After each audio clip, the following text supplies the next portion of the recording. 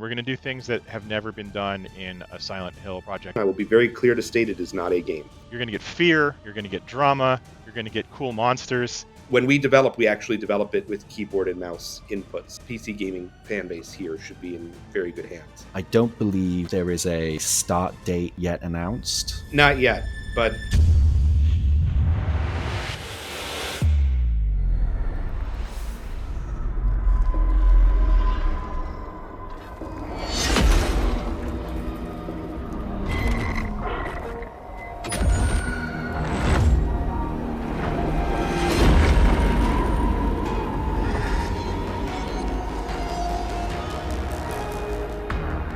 I'm Stefan Bugaj. I'm GenVid's Chief Creative Officer. My name is Jacob Navok. I'm the CEO here at GenVid. I'm also the executive producer. I will be very clear to state it is not a game. Which, my first question in interviews is normally, can you sum up your game in 3 sentences?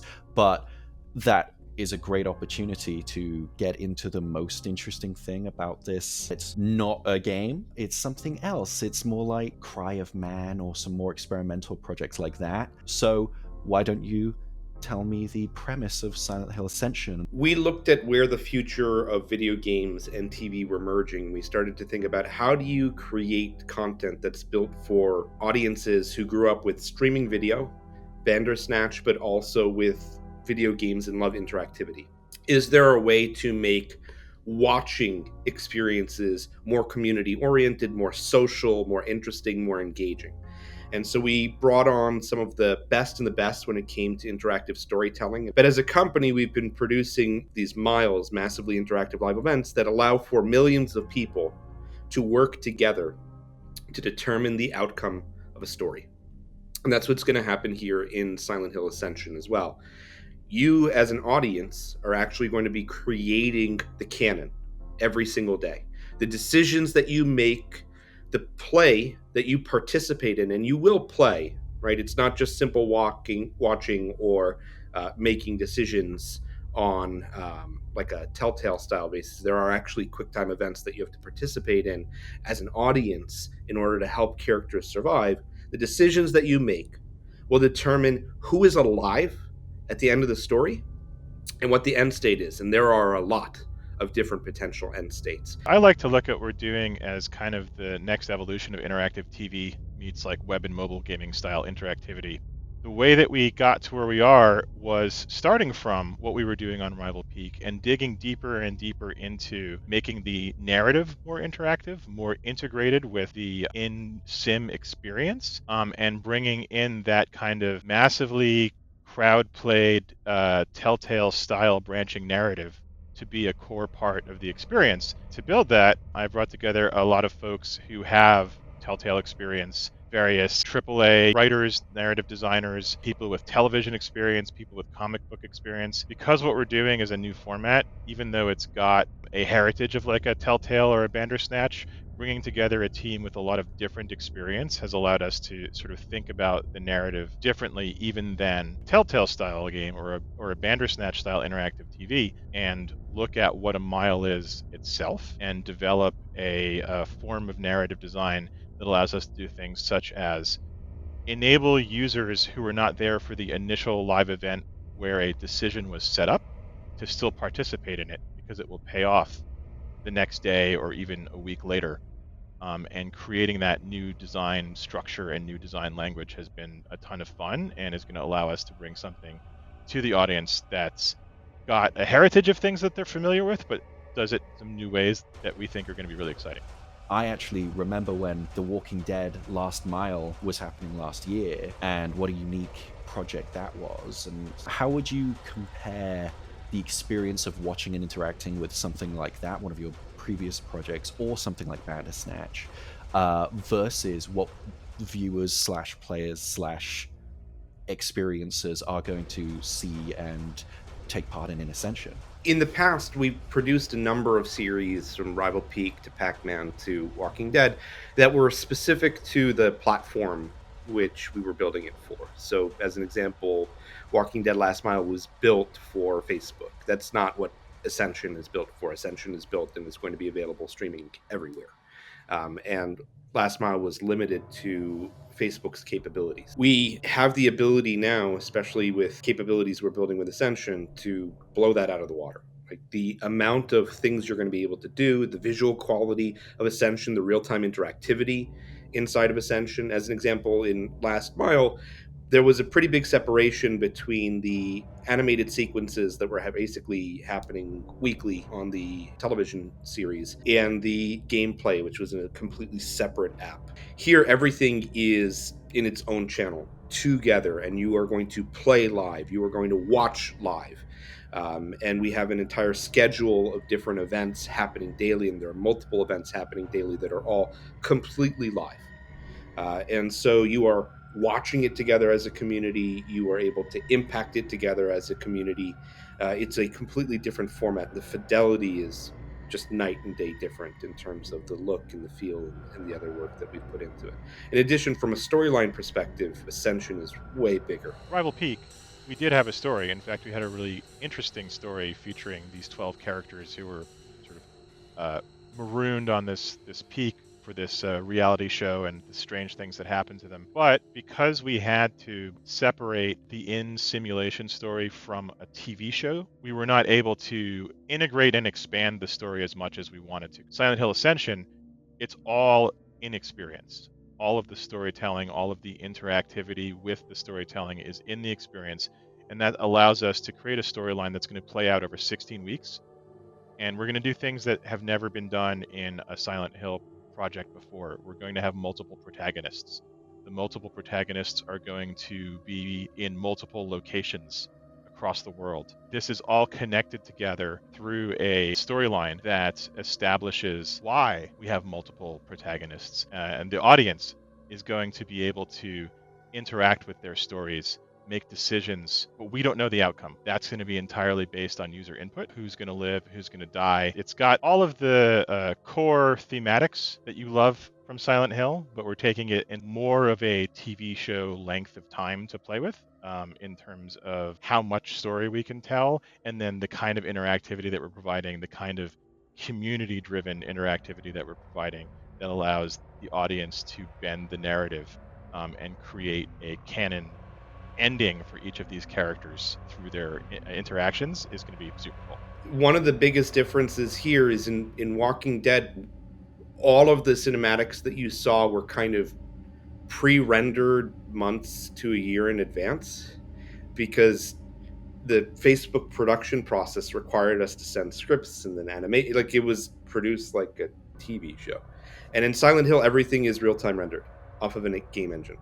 And all the decisions, all the action sequences are being streamed live from the game engine. So it's just like a fundamentally different process in terms of our ability to do real-time interaction and have actual impact from the audience. Honestly, on a technical level, I find that absolutely fascinating. And what you were saying before about some of the plot stuff, obviously I don't want to verge on spoiler territory, sounds really interesting, different characters all around the world, and my brain's already, the cogs are working on how that ties into a Silent Hill-based narrative. But I'm really curious, I have to ask, events that have sort of been planned out but don't become canon, will there be a way for people to still experience those, or are they gone forever? So they're gone from the canon, but there will be an opportunity to experience at least one more path through the story in what we're calling the what if season, where you'll have a non-canon opportunity to, again, as a community, decide on which of the other decisions might have been made were it not for what happened in the canon, and get a glimpse of what the future might have been for these characters had you perhaps chosen and played differently. And on a technical level, Jacob, I'm really curious. You said it's going to be streaming everywhere. I don't want to get caught up in technical talk or anything, but I'm really curious to know what that means. Does that mean that I can, go to Twitch or Netflix or somewhere like that and watch it? How do the interactivity tools and things work in wherever it is that we're going to be watching it? Sure. So the game engine is sitting on the cloud.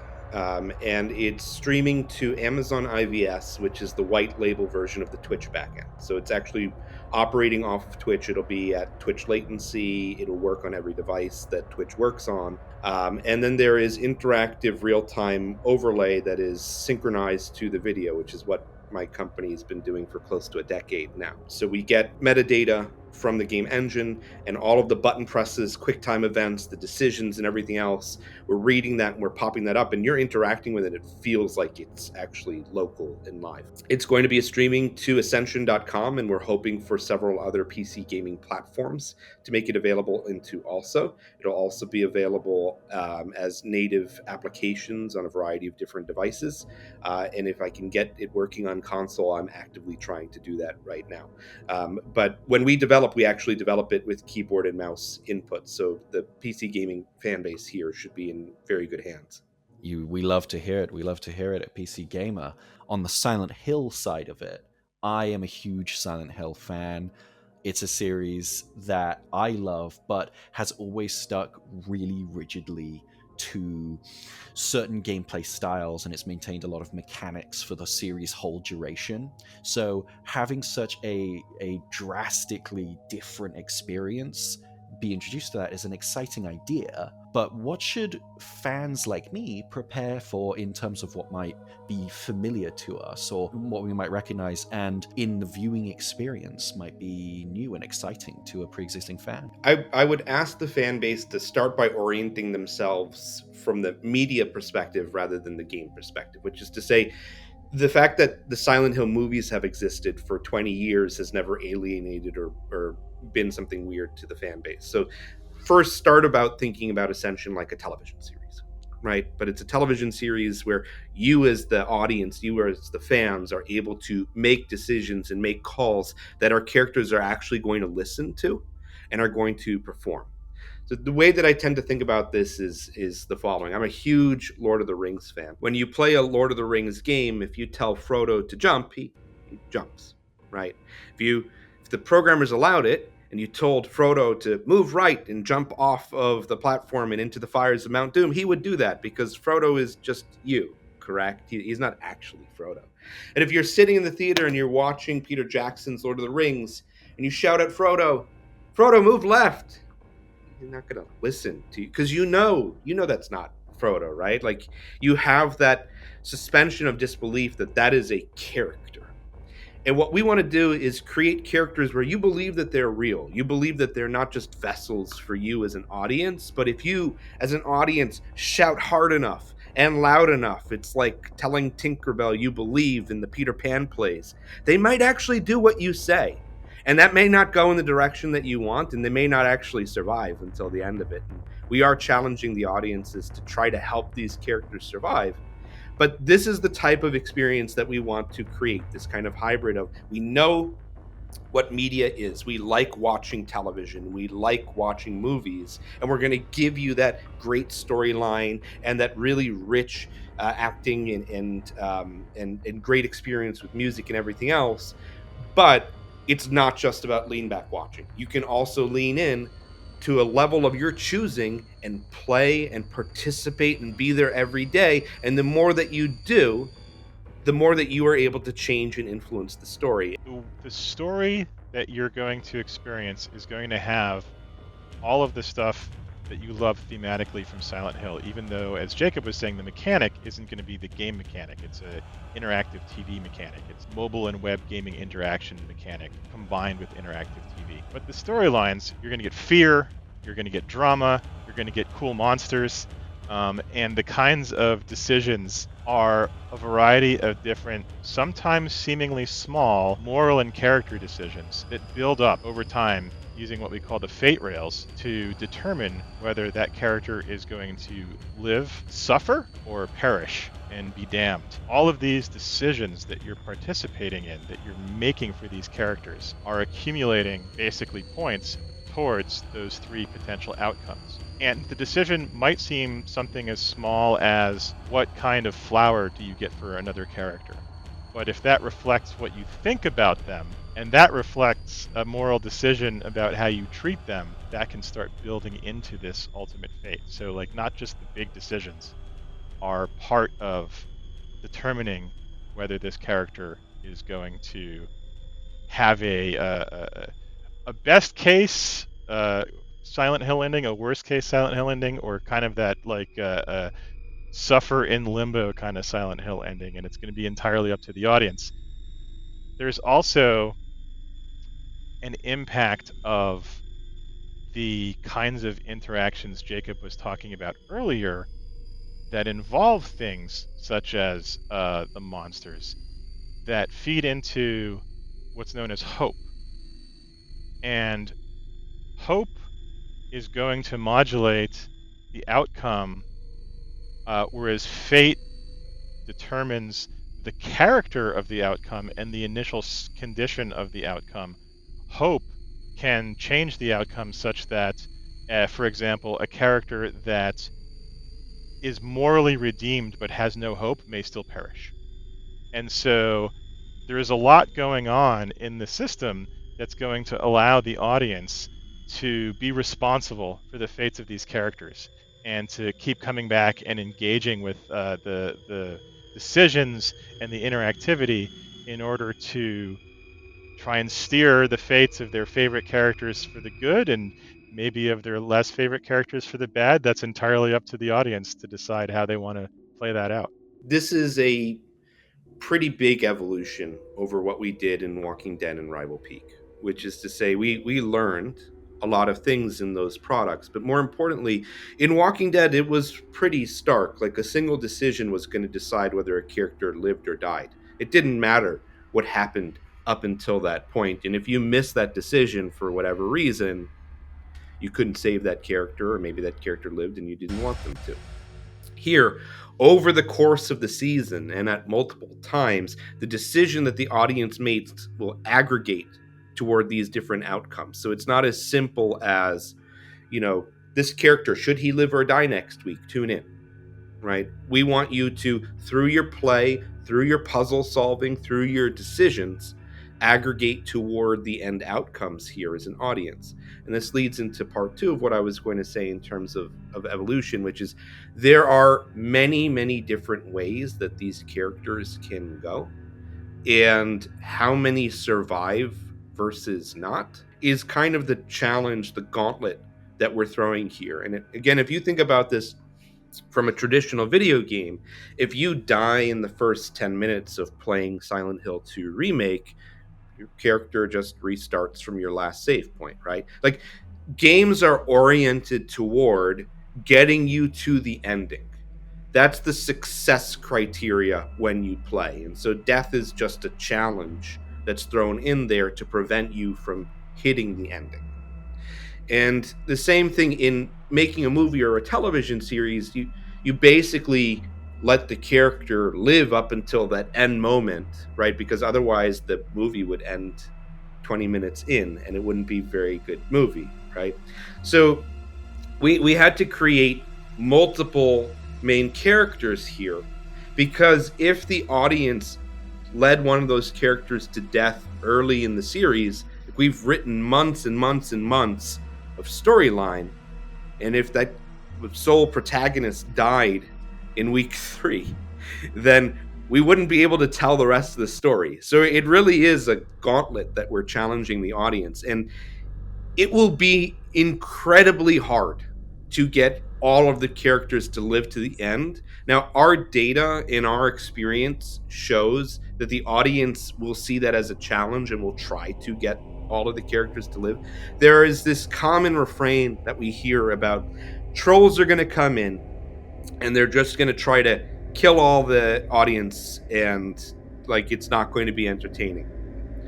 2 things. 1, everything that we've seen from every product that we have made shows that the audience actually tries to get the quote-unquote best ending first, which is every character surviving, because they see that as the win state criteria, right? I mean, that's just the way we think about when we're playing a video game too, right? And so we saw that in Walking Dead. Sean Kittleson, who's the VP at Skybound, who did the product with us, went in an interview and was like, it's renewed my faith in humanity that they always chose for characters to survive. On the other hand, that's kind of boring.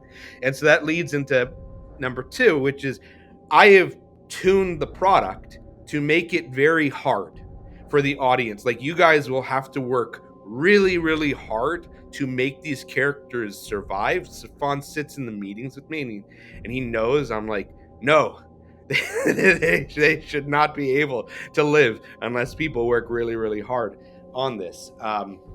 And so that's what we think we're actually going to be facing. It's the opposite of what most people expect. Now, if we do get a big group of people and they just try to troll everything, we're the dungeon masters of this story, right? We can change the tuning values actually to prevent that. So real trolling and real hacking we can stop, right? But there's a balance here between, well, what does the audience actually want, right? Like, to me, trolling in a way that leads to a negative story outcome is a very small part of the audience has oversized influence over the others and is leading the rest of the audience in a trajectory that they don't want.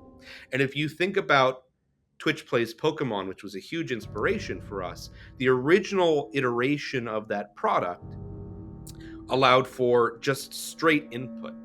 And they found that that was enabling trolls. So what they did was maybe people don't remember this, but it's true, by like week 2 or 3, the creators added the anarchy democracy inputs where they aggregated certain inputs to prevent that trolling specifically from happening. And that's what allowed the community to clear to the end of it. And we have those same capabilities of controlling it. So if we see that somebody's created a spam bot or some streamer out there is just sending a massive audience purely for the perspective of trying to tank the product, we will prevent it. Like, that's not going to happen on our watch. I am really wondering, though, because I think the number you said earlier was 16 weeks. It's going to be happening for 16 weeks. Was that correct? That's just the base season. It's That's actually going to go on.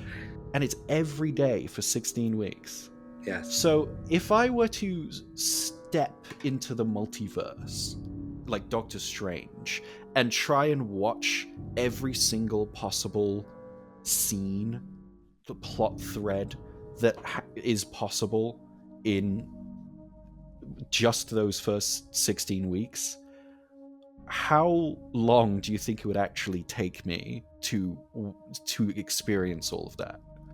It will be more than every cutscene of every Silent Hill game up until now combined. It's a lot of content. We are creating a massive amount of content for this product. So I don't have a specific number answer for you, but it's tens of hours. How long have you been working on Ascension then, in that case? We started speaking with Konami at the beginning of 2021, and so we've been at this for close to 2.5 years now, which from a game development perspective is relatively short, but from a TV show perspective, development is actually quite long. So we're kind of sitting at the middle of both of them. Well, I have to ask, as my next question, what are both of your favorite Silent Hill games? You've got to choose one, I'm afraid. And then outside of that, which of the Silent Hill games that have, all the movies which have come previous, have had the most impact on what's going to happen in Ascension or what we're going to see in Ascension? And then in general, what are big inspirations on Ascension as a I don't know what to, I'll call it a show. That seems like the best adjacency. So my favorite Silent Hill is Silent Hill 2. And in terms of inspirations that have impacted Ascension, I mean, it really is the rest of the Silent Hill franchise, all of it, all of the games, all of the movies, in the sense of we are looking at the common themes, the common tone, the various different ways in which Konami and their partners have expressed that over the years and building upon that. And so it's not like we're taking one particular Silent Hill game or movie as a starting point and like branching off from there or extending that story or anything like that.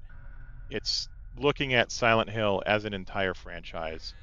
What gets people excited about it? What is cool and interesting to dig into narratively, and then building our story. So I'm going to go with something controversial, and I'm just going to say that my personal favorite, again, this is just me personally, was Shattered Memories. There's a lot that they did interestingly in that I liked a lot. I liked the lighthouse twist at the end. I liked the way in which they did the enemy sequences with the ice.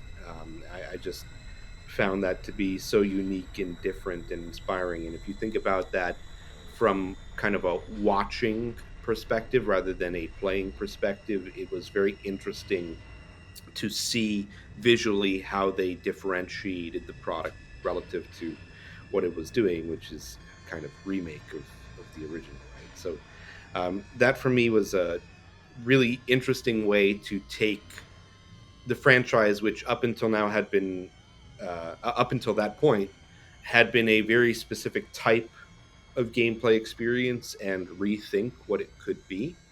And while I don't think it's the uh, most beloved installment in the series, it's so different. And I think that up until now, Silent Hill as a franchise has been very much associated with single player gameplay, and its biggest extension has been the films. So here we're trying to bring that notion of what the franchise could be in a unique way, and that's why looking at how developers in the past have also tried to make unique product with it have been very interesting and influential to me. I've got to say, I'm with you. I think Silent Hill Shadow Memories is an underrated entry in the series, and there's a bit of a vague connection there in that I believe it was Sam Barlow did a lot of the writing on Shattered Memories, who then went on to make things like Her Story and Immortality, which are sort of shifting closer to a more filmic kind of experience. And my final question, and I always ask this at the end of interviews, without giving away any spoilers or anything, what are you most excited for viewers to experience once this starts going live? What are you most excited to see in terms of reactions from viewers? I'm most excited to see viewers reacting to each other, having a presence in the experience, and being there together, and realizing that everyone's contribution is aggregating to make a difference in how they react to that, because it's something that truly hasn't existed in the franchise before, and it's something that has not really existed to the scale that we're doing at GenVid in interactive entertainment at all before. And that new experience for the audience, I'm excited about. We're doing something very different than the way that Telltale built its products. And keep in mind, like, Stefan was the studio creative director for Telltale. The creative director on the GenVid side for this project, Martin Montgomery, was also creative director at Telltale. Our director of production on Silent Hill, Xiaoling Lai, is also ex-Telltale. Like, we have a lot of that DNA in this product, but we're doing something very different because we're actually going to expose the fate rails that Stefan talked about earlier. You're going to know when you make a decision whether that decision leads towards suffering, redemption, or damnation. You're going to see what that character's meter is in terms of their hope and their ability to survive.